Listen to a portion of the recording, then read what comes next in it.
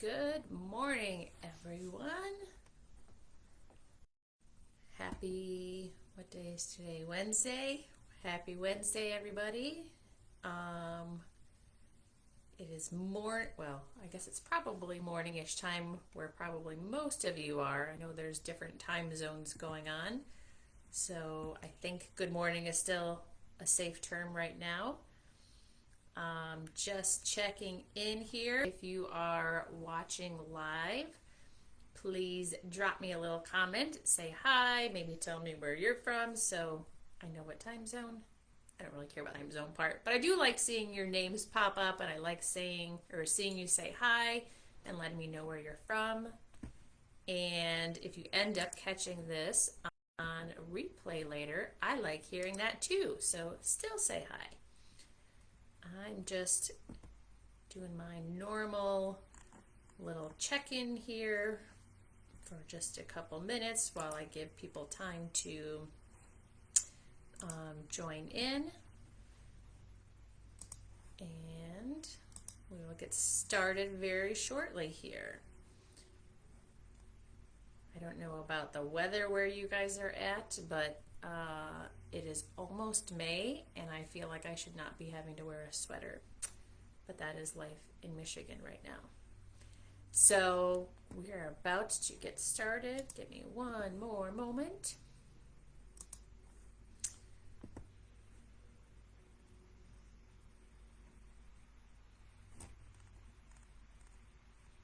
All right, I think we are set. So, good morning again. Let me pull up my notes for today as well. So, yes, if you are joining live, please drop a little comment in, say hi, tell me where you're from. I always like hearing that kind of stuff. If you don't know me yet already, I'm Lisa, and I'm a licensed therapist in Michigan and also a spiritual business coach. What does that mean? It means that my spiritual coaching business is helping other therapists understand how their own limiting beliefs, attachment wounds stuff is affecting them in their practices, and how to use things like understanding the law of attraction, aka manifesting, and establishing a true, authentic spiritual connection, not a religious connection, can help clear that stuff up so that their practices can level up in whatever way is meaningful to them, which means there's a lot of people in this group who are looking to start their own practice. There's a lot of people in this group that are in this process of getting ready to move away from insurance panels and do private pay, which is a huge leap of faith. I totally get that. There's people in here that are looking to create their own coaching program or their own workbook or product that they want to sell. And then there's people in here that are just saying, like, I just want to feel more confident in my role as a therapist. I want to feel that sense of leveling up just in my own confidence so that I know that I'm doing a good job. So wherever that falls for you guys, or if it's something totally different, everybody is welcome here. So let's jump into today's topic, the theme for the week in the group, which is how investing in yourself actually benefits your practice. So let's talk about the how and the why of that, okay? I'm going to probably bounce back and forth between both of those aspects. So if we look at the biggest, broadest definition of like, why would I want to invest in myself or my business, my practice, right? So the big overall reason for all of us, I'm sure, is we want to provide quality care to our clients, right? We would like to help them feel happier and better and all the good stuff. And also, we would like to make enough money that we feel financially secure and that we have options and choices with not only how we spend our money, but also about our time, right? Our time is so precious to us. I think when we start to work really, really, really hard, we have a greater appreciation for that. Those of us that have families also have a greater appreciation for the value of time and how hard it is to get everything done. So when we have a practice that is thriving, not only in terms of helping clients, but also providing us the financial stability that we like, and it's offering us time, right? So do I want my time to be spent with 30 or 40 clients a week with my butt in a chair, or do I want to have time to go on vacations or sit and read a book or have quality one-on-one connecting time with my kids, my partner, or whatever, right? So all of those benefits come with a thriving practice, right? So let's talk about the two different, I guess, ways in which we can invest in our practice. So the first is what I would just consider like direct business investments, meaning these things are directly related to your business itself. So we need a way in which to meet with clients, right? So we're required to have a way to do that. So that either is going to mean you're investing in renting an office space, or you're going to invest in some type of secure video provider so that you can be HIPAA compliant and providing a way to connect with your clients, right? So it doesn't matter which way, either one of those are going to be an investment, right? You also have to have the investment of liability insurance. And depending on if you have your own practice or not, things like an LLC or a PLLC, things like that are basic requirements, right? But require an investment of your money.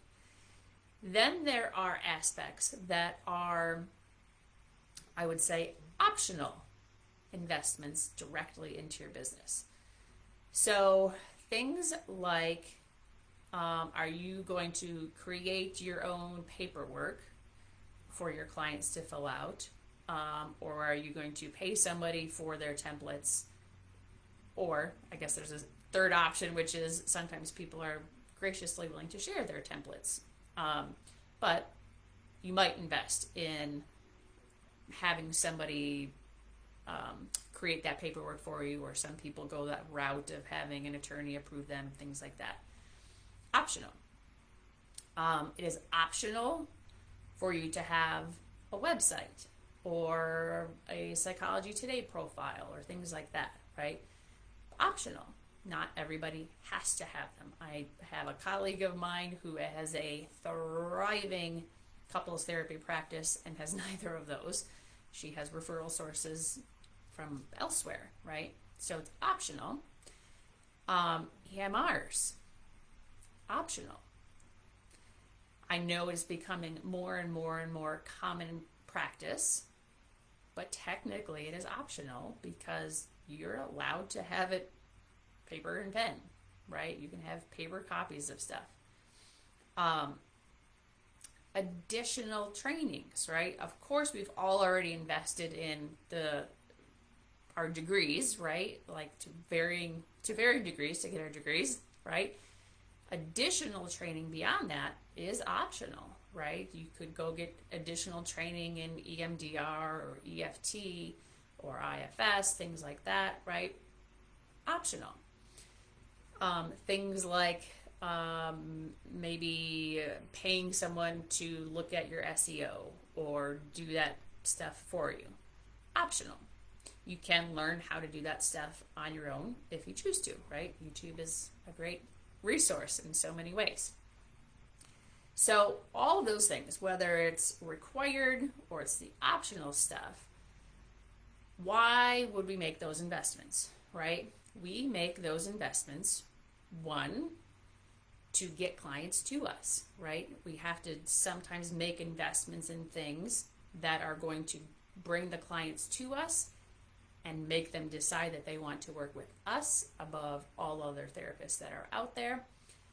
And of course, when they are with us, we want to have them have a good therapeutic experience, right? We want to actually help them. So we want that for them, right? That we wouldn't be doing this work if we did not want to help them. And also, the more it helps them, there's like the side bonus of word of mouth, right? That it also is an investment in bringing other people to us as future clients, right? So we want their process to be helpful therapeutically and as smooth and efficient as possible, right? So all of those direct business investments are all about helping the client and making sure that the whole process is smooth and effective, right? So this does not mean that you have to invest in like the top notch of every aspect that's available, right? You don't have to pay thousands upon thousands of dollars to have like the primo website, things like that. So you don't have to be top notch with everything, but you also can't penny pinch every piece of the process, right? I am all for, like, especially when we're starting out. I started out, I have to like do math, like 13 years ago, I feel like, in private practice. There were way different options back then and way different sources of knowledge of how to do stuff back then. I absolutely like, what's the bare minimum I have to do in order to get things going? So to some degree, like, that is okay. So I'm all for that. But we also have to remember this is a business. And we have to be prepared to treat it like a business, right? So when we compare to like a brick and mortar type business, if I'm going to go start a sandwich shop and say like, yeah, I'm going to have like all the meat and the veggies and stuff, but like, I'm just going to like not worry about the bread. I actually know like there are some, I just went to one a few weeks ago. There are some sandwich shops that are actually designed to not have bread. Well, hopefully you get the idea. Like, in most cases, people are going to want bread to go with their sandwich. So we have to be mindful of, yes, we can take some shortcuts, but also we have to treat it like a business and be willing to invest our time and or money or both in order to make it successful. And we also have to be aware of, it is going to probably take some time to earn our investment back, right? That is business ownership. And I want to make sure that those of us that are starting out can really be okay with that so that they don't start to panic, right? So now into like the bigger part of our little chat today is why investing in yourself personally is also, in my eyes, a crucial investment in your business. So why is that? Why is investing in yourself so crucial to your business itself, your practice being successful? The reason is law of attraction, aka manifesting. So for those of you that are not familiar with that term, law of attraction and manifesting, same thing, is really the idea that the energy we put out there is what we attract back to us like a magnet every single time. And just like the law of gravity says, every single time I drop my pen, it falls to the ground, unless I'm on the moon. The law of attraction is saying the same thing of like every single time we are manifesting stuff, whether we think about it or not, it's all the time, right? And so, if you don't have the ultimate perfect practice that you would like right now, it might mean you have some investigating to do about, are there some of those the direct investments right to my business, things that I need to do? Maybe the answer there is yes. But we also want to be aware of, what energy am I putting out to the world about myself and my beliefs about my practice that I am attracting back to me? What experiences are coming to me? So if I'm struggling with developing a caseload, yes, there's maybe some direct business investments I need to make, but also, what are my beliefs about myself and about my practice? Because that energy is going out there and it's affecting what I am attracting back to me like a magnet. So if you were with us last week when I was doing the talk on imposter syndrome, I did a lot of talking about this same similar-ish topic, right? So if your practice is not exactly what you would like it to be, I got 2 steps for you of how do I start to work on investing in myself so I'm changing what I am putting out to the universe so I can attract different results back to me in my practice. So step number 1 is you need to get really honest and really clear with yourself about what limiting beliefs do I have, what attachment wound things, what are my shortcomings, what things am I not great at. Some people would call it like my shadow stuff. Like, what negative beliefs basically am I carrying around with me? And the trick here is sometimes we are really, really aware of them because, maybe we're pretty self-aware as therapists, but not always, right? So getting really clear about what are the limiting beliefs that I am carrying around with myself, because these things, whether they are obvious and we are really aware of them, or sometimes if they are sneaky, they are messing with our success, whether we're wanting them to or not, whether we're conscious of them or not. So I talked about this last week in the training. So if you haven't watched the imposter syndrome training, I recommend that. But we basically want to define what it is. So do I have a limiting belief that says, God, I just generally have this belief in me that I'm just not good enough. I don't measure up. We want to get clear on identifying that first, and then being curious about, where did that belief come from? Where did I start believing that I'm not good enough, right? So let me link it together directly pertaining to your practice. If I use myself as the example. So I referenced some of these in last week's training, but if I'm carrying around with me an attachment wound based on interactions that I had growing up with my brother, which is true, where I felt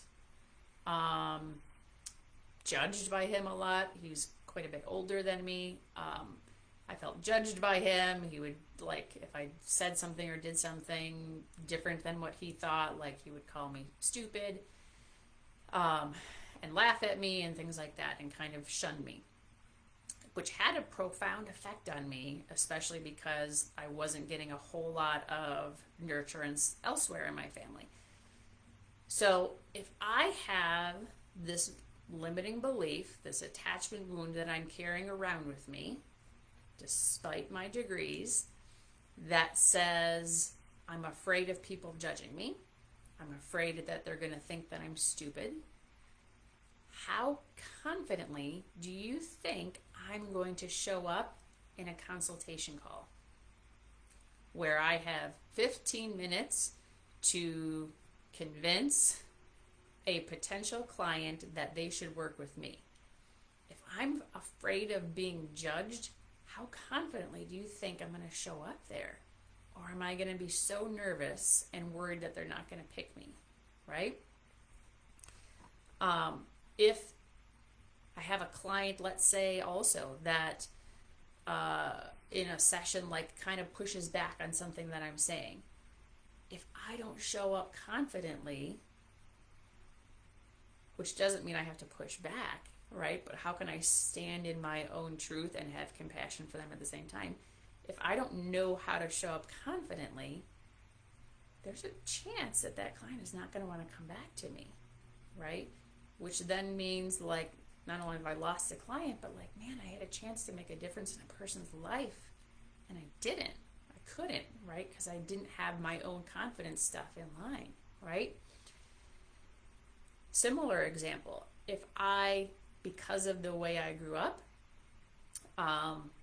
if I grew up feeling like I am a burden, I shouldn't ask for help, I have to do everything on my own because no one's really around to help me, no one's really invested in helping me, and I learn to do things on my own, sometimes that's a strength. Like, right? That's sometimes is a really good thing. But what happens when I need to have a website or a Psychology Today profile or whatever, and I have no idea how to write the copy, which is all the text that you see on the website, in a way that calls out to my ideal client and makes them know that they want to work with me. If I don't know how to do that, I'm scared to ask for help, then I don't have a good website, and then I can't draw clients to me, right? So that limiting belief affects my ability to have a thriving practice, right?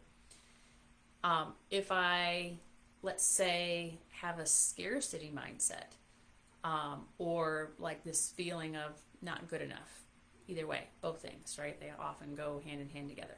So if I have a scarcity mindset or this general sense of like, man, nothing I do is ever really good enough, people don't really, whatever, like me, whatever, and that stems from an attachment wound thing,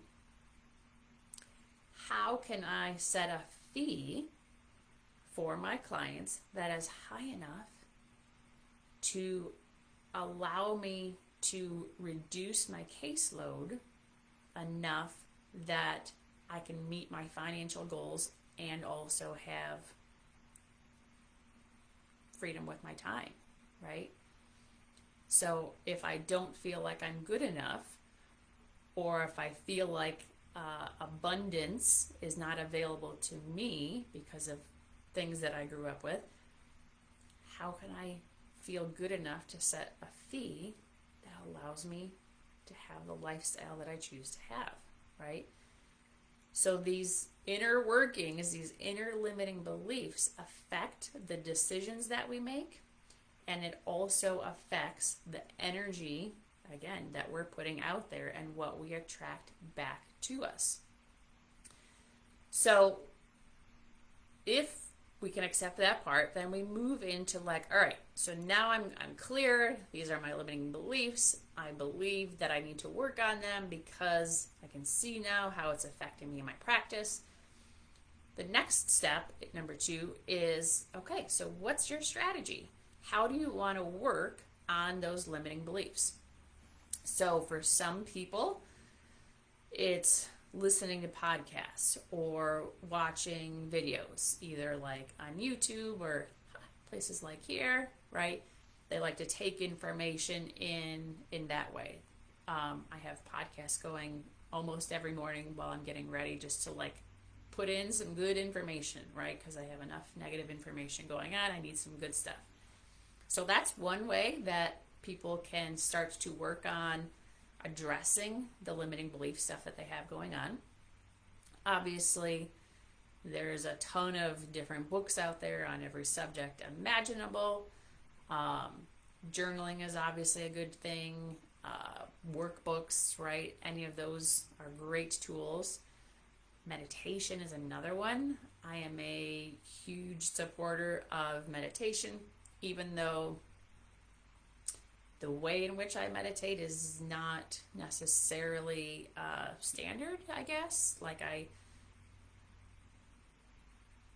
sometimes pausing in it because I'm like, sometimes I meditate where I'm trying to like just quiet my mind, but a lot of the times my meditation looks like intentionally sitting with my different parts and listening to what they have to say.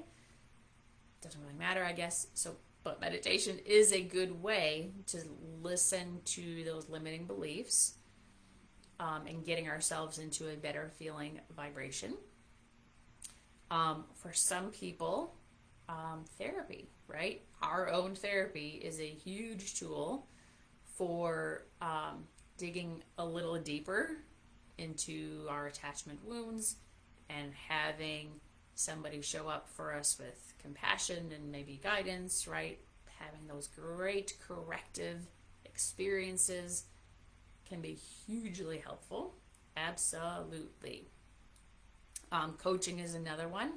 We're seeing more and more coaches around in the world, and I think that the reason why is because not everything is a diagnosis, right? And not everything requires medical necessity treatment, right?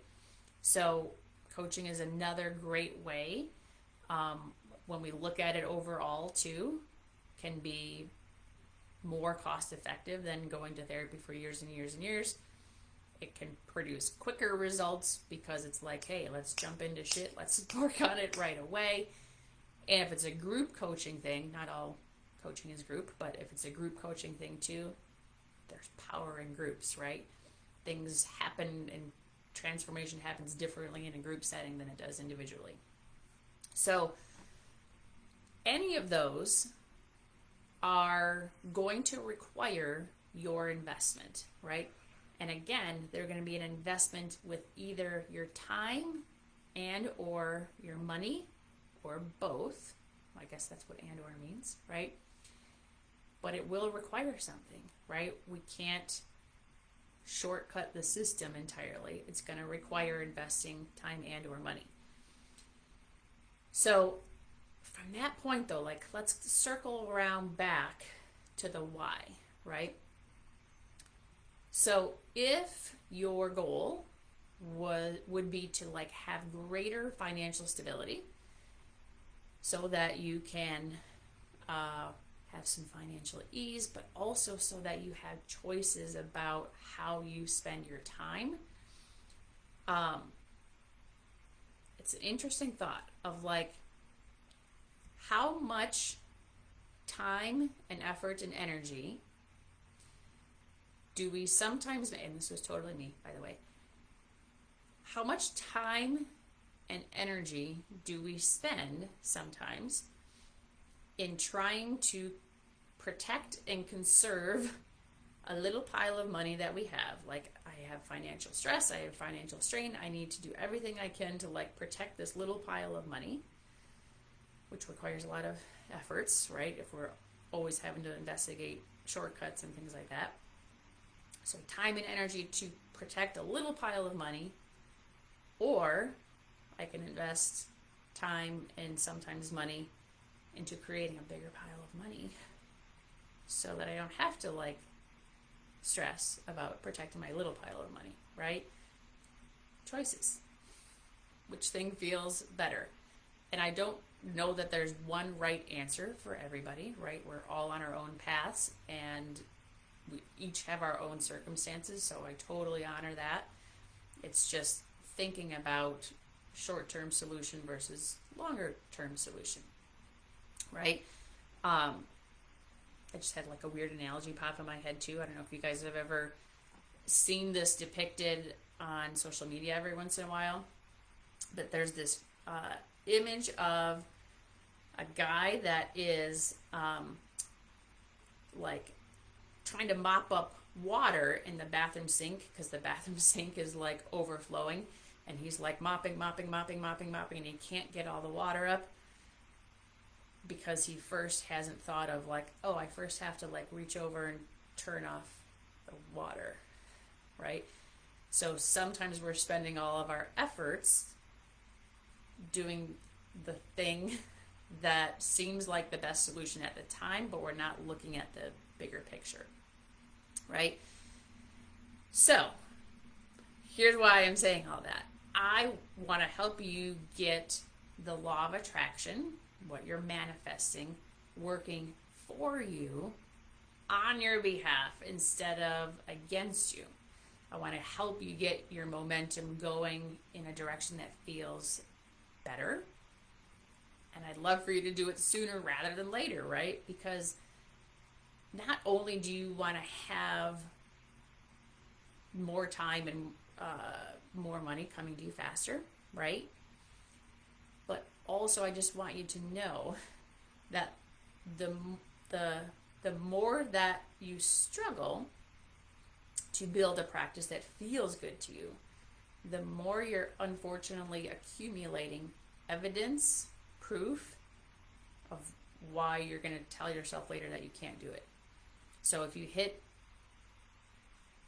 20 obstacles or you're struggling for years trying to get something going and trying to level up, it unfortunately accumulates into like supporting the beliefs that you're not good enough or that you can't do things, right? So I'm all for you guys investing in yourselves quicker rather than later, like, because let's clean that up really quick so that not only get the time and the money, but you don't have extra stuff piling on, right? You don't need stuff piling on. So I hope this makes sense to you guys. I encourage you to figure out whatever way of those solutions, if you will, makes sense for you.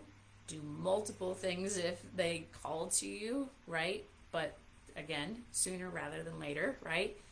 And if you're really struggling with figuring out how to best invest in yourself, or not knowing like how to overcome some of those limiting belief things, those attachment wound things, again, you can kind of go back and listen to the imposter syndrome thing. But also if it's really, I was going to say strugglesome, I just made up a word. If it's really causing you struggle to work on those limiting beliefs on your own, I encourage you to reach out to me directly. Or if you're pretty clear on like, yeah, I know what it is and I'm ready, like I just want to tackle the heck out of it. Either way, I totally welcome you to reach out to me and see if there's a way that we might work together directly to help clear that stuff up. Otherwise, guys, I will see you in the next training next week, and I hope you guys have an awesome rest of your day.